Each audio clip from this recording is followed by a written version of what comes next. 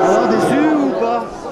Évidemment, et, on cumule la droite, c'est assez grave avec Le Pen et Sarko ensemble.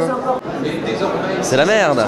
Ce qui m'inquiète, c'est que la France se droitise. C'est ça qui m'inquiète le plus, quoi. Si la droite passe, on va encore se retrouver dans une politique de brutalisation, de brutalité des droits fondamentaux de la personne. C'est la peur qui a gagné. Non, on va faire la manche pour les voir. Aïe, aïe, aïe. J'espère que le vote Bayrou s'est fait contre Ségolène, qui n'était pas assez à gauche, mais qui se reportera sur Ségolène contre Sarkozy. Je pense que beaucoup de gens de gauche ont voté Bayrou. On a quand même un électorat qui a voté Bayrou par peur, on va dire, et par peut-être inquiétude. Il y a quand même une partie de cet électorat qui va se reporter sur nous. Les 18,8% qui ont voté pour lui au premier tour, ils avaient envie de quelque chose d'autre, ils se sont dit c'est Bayrou, voilà.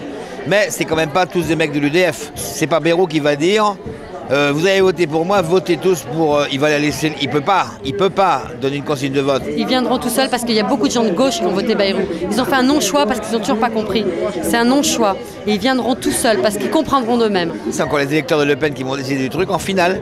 C'est-à-dire si tous les 10% de Le Pen se reportent sur Sarko, c'est mal barré. On a fait un bon score, mais le problème c'est que Sarko en a fait un très bon. Il a réussi la première partie de son pari qui était de siphonner une bonne partie des voix de Le Pen. À la limite, il est pire que Le Pen parce que lui, il y a un risque vraiment réel qu'il arrive au pouvoir. Et il emploiera avec beaucoup plus de démagogie tout ce que dit Le Pen. Avec une participation aussi élevée, on a peu de réserves. On est vraiment au choix au maximum des votants. Les sondages disaient s'il y a Ségo-Sarko au second tour, Ségo ne passera pas.